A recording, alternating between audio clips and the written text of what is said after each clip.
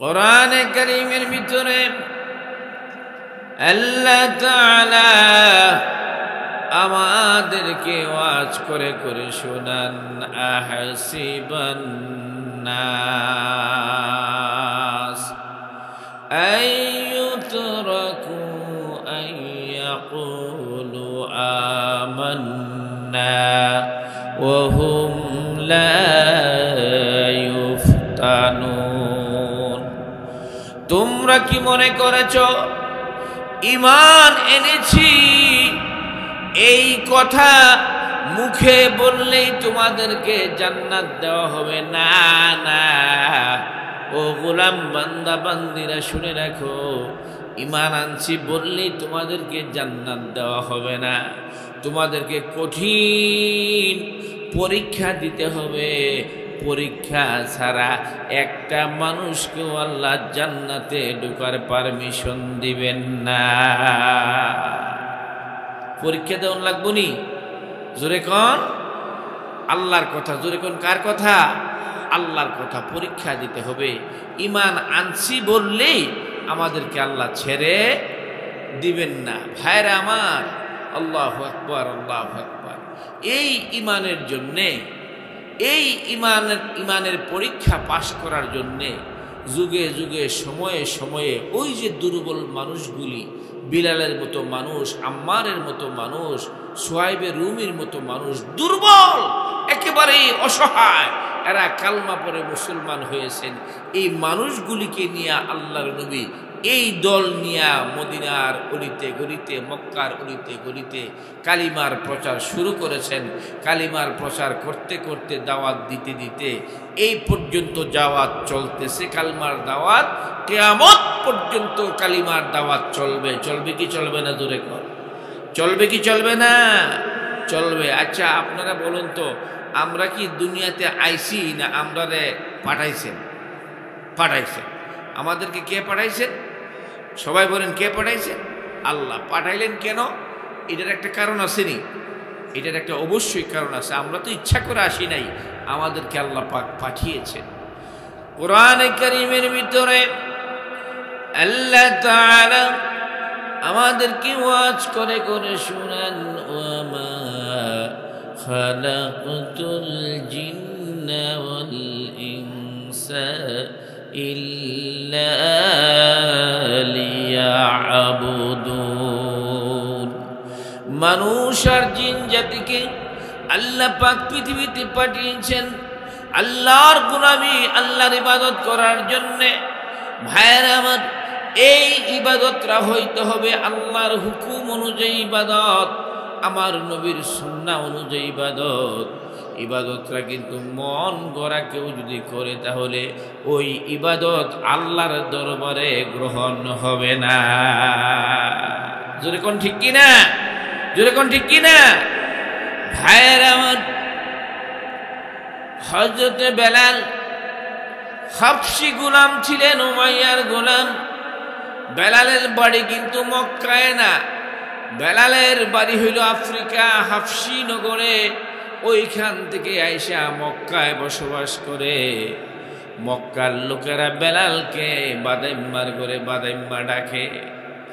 ভাইয়ের আমার, ওই বেলাল নবীজির কালমার দাওয়াত পাওয়ার পরে মুহূর্ত দেরি করে নাই। বেলাল সঙ্গে সঙ্গে কালিমা পড়ে মুসলমান হয়ে গেলেন। উমাইয়া শোনার পরে বেলালকে এমনভাবে প্রহার করলেন, আঘাত করলেন, মার শুরু করে দিলেন। ভাইরা আমার, উটের গলার মধ্যে রশি বাইদা, বেলালের গলার মধ্যে রশি টাঙ্গাইয়া রাস্তা দিয়া পাথরের উপর দিয়া বেলালকে খেঁচড়াইতো।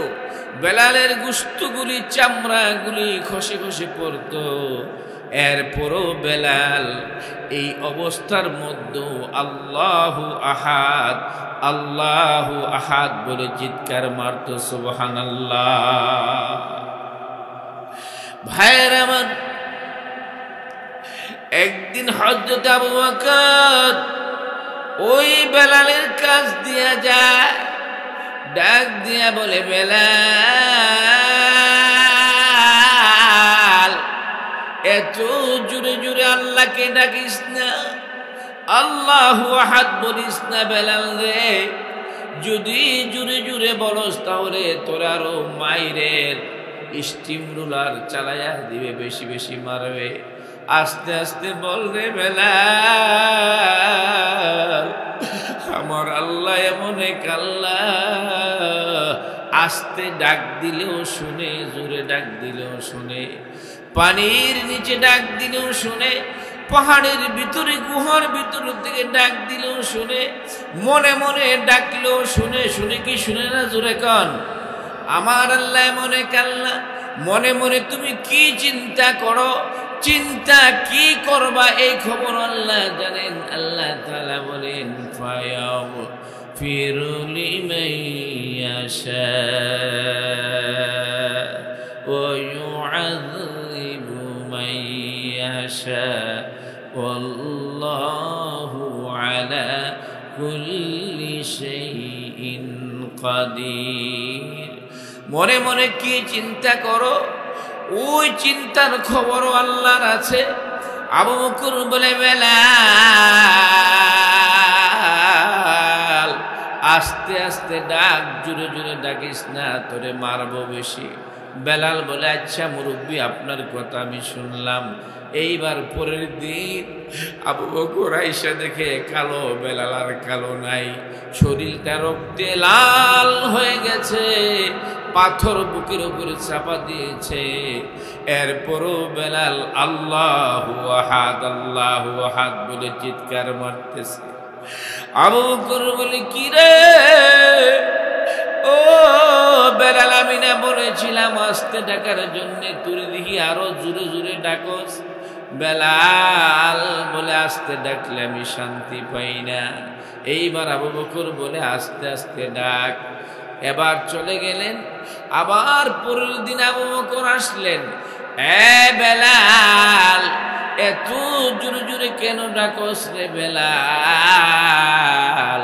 তোর আঘাত, তোর কষ্ট আমি আবু বকর আর সইতে পারি না।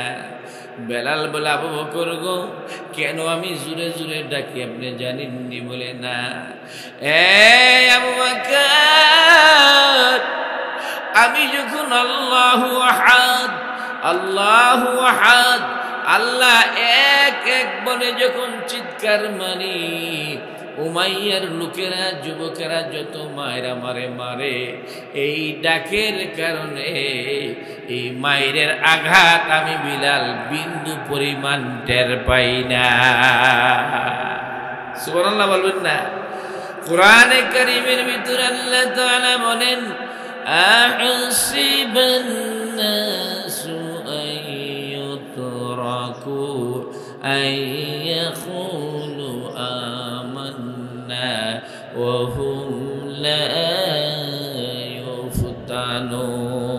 ইউফতানুন। আল্লাহু আকবার।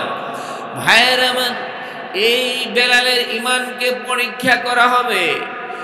একদিন হযরত উমর সাহাবায়ে কেরামদেরকে সামনে বসাইয়া উমর বলেন, এই ঈমানের জন্য, ইসলামের জন্য বেলাল বড় কষ্ট করেছে, বেলাল বড় কষ্ট স্বীকার করেছে, আঘাত পাইছে। এমন সময় হযরতে আম্মার ডাক দিয়া বললেন, ইয়া আমিরাল মুমিনিন, শুধু বেলালের কথাটাই বললেন, আমার খবর আপনি জানেননি? বলে না রে, ও খাব্বাব, তোর খবর আমি জানি না। খাব্বাব এইবার ডাক দিয়ে বললেন, ইয়া আমিরাল মুমিনিন, শুনেন, আমি যখন কালমা পড়েছি, ইসলাম ধর্ম গ্রহণ করেছি, কাফের মুশরিকরা বেঈমানেরা দলে দলে আমি খাব্বাবের হাত পা গুলি বাইদা জ্বলন্ত আগুনের কয়লার ভিতরে আমার চিৎ করায়া শোয়া দিতেন। আমার গোশতগুলি পুইরা, আমার চামড়াগুলি পুইরা, আমার রক্তগুলি পইরা আগুন ঠান্ডা হয়ে যাইত। এরপরে নতুন করে আমার আগুন ধরাইয়া দিতেন, আবার কয়লার মধ্যে শোয়াইতেন। হে ওমর, তাকায়া দেখেন আমার পিঠের দিকে, আপনি বুঝতে পারবেন আমি কি কষ্ট করেছি। ওমর বলে, দেখি তোমার পিঠ। এইবার খাব্বাব শরীরের জামাটা উপরের দিকে উঠাইয়া দিলেন। ওমর খাব্বাবের পিঠের দিকে তাকাইয়া, কোমরের দিকে তাকাইয়া একটা চিৎকার মারলেন, খাব্বাব রে, জামা দিয়া শরীরটা ঘুরে ফেল, আমি সহ্য করতে পারি না। এ খাব্বাব, কালমার জন্য, ইমানের জন্য মানুষ কি এমন হইতে পারে? পিঠের মধ্যে বড় বড় গর্ত হয়ে গেছে, কোমরের মধ্যে বড় বড় গর্ত হয়ে গেছে। ভাইরা আমার, আল্লাহু আকবার। ওমর চক্ষু বন্ধ করে চোখের পানি ছেড়ে দিয়ে কাঁদলেন। এ খাব্বাব, ও বিলাল, ইমানের জন্যে, পরকালে মুক্তির জন্যে, জান্নাতে যাওয়ার জন্যে এত কষ্ট করেছো, কিয়ামতের ময়দানে তোমাদের মর্যাদা আল্লাহর কাছে অনেক অনেক বেশি। সুবহানাল্লাহ বলবেন না? ভাইয়ের আমার, ওই মানুষগুলি বেলালকে ক্রিটিসাইজ করতো, খাব্বাবকে ক্রিটিসাইজ করতো, আমাদের নবীকে বলতো দুর্বল মানুষ লইয়া, গরিব মানুষ লইয়া, শরীরে শক্তি নাই এমন মানুষ লইয়া তুমি দল বাইন্দা কালমার প্রচার করো রে মুহাম্মদ, তোমার কালমা বেশি দিন টিকবে না, তোমার দল বেশি দিন টিকবে না। আল্লাহ তাআলা বললেন, এ কাফের মুশরিকরা, তোমরা শুনে রাখো, এমন একটা আলো, এমন একটা ইসলামের নূর আমি আমার বন্ধু মুহাম্মদকে দিয়েছি, কিয়ামত পর্যন্ত তোমরা শক্তিশালী মানুষ যারা কাফের বেদিনেরা চেষ্টা করতে পারবে আমার বন্ধুর আলোকে, অর্থাৎ কালিমার নূরের আলোকে তোমরা বন্ধ করতে পারবে না।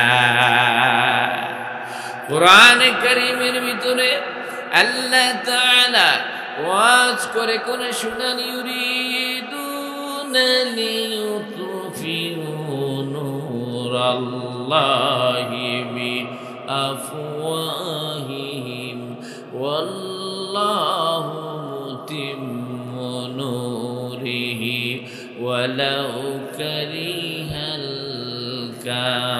কাফিরুন। আল্লাহু আকবার। ভাইরা আমার, কাফেরদের মনের মধ্যে যত কষ্টই হোক, ইসলামের শান্তি দেখে, ইসলামের সুখ দেখে, আলেম উলামাদের শান্তি দেখে, মুসলমানদের শান্তি দেখে তারা যত চেষ্টাই করুক ইসলামের আলো নিভাইয়া দিবে, কিন্তু কিয়ামত পর্যন্ত নিভাইতে পারবে না। কারণ ইসলামের আলোর পতাকা, আলোর দায়িত্বের হাত হলো স্বয়ং আল্লাহর হাত। জোরে কোন কার হাত? জোরে কোন কার হাত? আল্লাহর হাতের আলোকে নিভাই দেওয়ার ক্ষমতা কারো আছে? জোরে কোন আছে? আল্লাহর নবী বলেন, ও বিলাল, ও আম্মার, ও খাব্বাব, তোমরা শুনে রাখো, যদিও আজকে মক্কা নগরের মানুষগুলি তোমাদেরকে ক্রিটিসাইজ করে, এখনো ক্রিটিসাইজ করি না মানুষ আছে, বাইরে আমার দেখবেন আলেমরা যদি রাস্তা দিয়া হাইটা যা, ভালো একটা জামা পিন্দে, ভালো একটা টুপি পরে, একদল মানুষ আছে গার কাজ কইরা বাঁকা কইরা চায়, আর মজা মারে দেহ না হুজুররা কেমন তালো পড়ছে, ফরের ভাত খাইয়া গাটটারে মোড়া করছে, কেমন জামা পিন্দে। ভাইয়েরা আমার, এমন ক্রিটিসাইজ এখনো করে, যখন করে কি করে না। মুসলমান যদি ভালো চলে, ভাইয়েরা আমার, আফগানিস্তানের মুসলমান আল্লাহ তাআলার দ্বীনের জন্য 20 বছর পর্যন্ত আমেরিকার সঙ্গে যুদ্ধ করলো, আল্লাহ মুসলমানদেরকে বিজয় দান করলেন। এখন মুসলমান যখন ক্ষমতায় গেল, আফগানিস্তানের মাটির নিচে স্বর্ণের খনি, তেলের খনি, হীরা মুক্তার মণির খনির কোনো অভাব নাই। আফগানিস্তানের জুস এখন সারা পৃথিবীতে প্রচার হয় বলি সুবহানাল্লাহ। এখন আর আমেরিকার, ইসরায়েলের ওই ইহুদি নাসারা বেঈমানদের ভালো লাগে না। এখন আইসা আফগানিস্তানের সরকারের কাছে মাথা নত করে বলে তোমাদের সঙ্গে আমরা চলবো। ভাইরা আমার, যতই খারাপ লাগুক না কেন, আল্লাহ তাআলা বলেন মুমিন মুসলমান বান্দারা হলো আমি আল্লাহর মেহমান। জোরে কোন কার মেহমান? এই জমিন আল্লাহর। জোরে কোন কার? এই জমিন আল্লাহর। আল্লাহ তাআলা বলেন আলা লাহুল খালকু ওয়াল আমরু ইনিল হুকমু ইল্লা লিল্লাহ। এই সৃষ্টি জগৎ আমার, আইন চলবে আমার। ও বান্দা বান্দিরা শুনে রাখো, আমার আইন দিয়া যতক্ষণ পর্যন্ত তোমরা ঘর চালাইবা, বাড়ি চালাইবা, নিজের জীবন চালাইবা, দেশ চালাইবা, ততক্ষণ পর্যন্ত শান্তিতে থাকবা। আমার আইন আছে যেখানে, শান্তি আছে সেখানে। যদি কোন ঠিক কিনা? এই জন্য আল্লাহ তাআলা বলেন আইয়াকুলু আমান্না ওয়া হুম লা ইউফতানুন। ঈমান এনেছি, আমি একজন মুসলমান বললেই তোমাকে ছেড়ে দেওয়া হবে না। ও গোলাম বান্দা বান্দিরা শুনে রাখো, ঈমান পরীক্ষা করা হবে। আল্লাহর নবী বলে খাব্বাব রে, ও আম্মার, ও বেলাল, যদিও আজকে তোমাদেরকে তারা ক্রিটিসাইজ করে, তোমাদেরকে টিটকারি দেয়, কিন্তু আল্লাহর কাছে কিয়ামতের ময়দানে তোমাদের দাম সকলের চাইতে অনেক বেশি হয়ে যাবে। যদি কোন ঠিক কিনা? কিয়ামতের দিন আল্লাহ তাআলা আমার নবীর হাতে জান্নাতের চাবি দিবেন। জান্নাতের চাবি আমার নবীর হাতে থাকবে। আমার নবী জান্নাতে ঢুকবেন না, উম্মতের অপেক্ষায় থাকবেন। উম্মতের জন্য কিয়ামতের ময়দানে সিজদায় পড়ে কাঁদবেন। এমন সময় সমস্ত নবীরা জান্নাতের গেটের মধ্যে দাঁড়াবেন। আদম নবী বলবেন, ও জান্নাতের ফেরেশতা রিদওয়ান, তাড়াতাড়ি করে জান্নাতের তালা খুলো। রিদওয়ান বলবে, আপনি কে? আমি আদম নবী। বলে, না না, এখনো সময় হয় নাই, জান্নাতের গেট খোলা যাবে না। ইব্রাহিম নবী বলবেন, ও রিদওয়ান ফেরেশতা, তাড়াতাড়ি করে জান্নাতের দরজা খোলো। আপনি কে? বলে, আমি ইব্রাহিম খলিল। না না, এখনো জান্নাতের গেট খোলার সময় হয় নাই। মুসা কালিমুল্লাহ বলবেন, ও রিদওয়ান, জান্নাতের গেটটা, দরজাটা খুলে দাও। এইবার রিদওয়ান বলে, আপনি কে? বলে, আমি মুসা কালিমুল্লাহ। না না, এখনো সময় হয় না, জান্নাতের গেট খোলা যাবে না। ঈসা নবী পর্যন্ত, নূহ নবী পর্যন্ত সবাই হাজির। এইবার রিদওয়ান ডাক দিয়ে বলবেন, আদম শুনি, ইব্রাহিম শুনি, মুসা শুনি, নূহ শুনি, মুহাম্মদ নামটা শুনি নাই, কেন জানতে চাই। এইবার নবীর দল বলবেন, এখনো আল্লাহর হাবিব জান্নাতের গেটের মধ্যে আসে নাই। উনি সিজদায় পড়ে,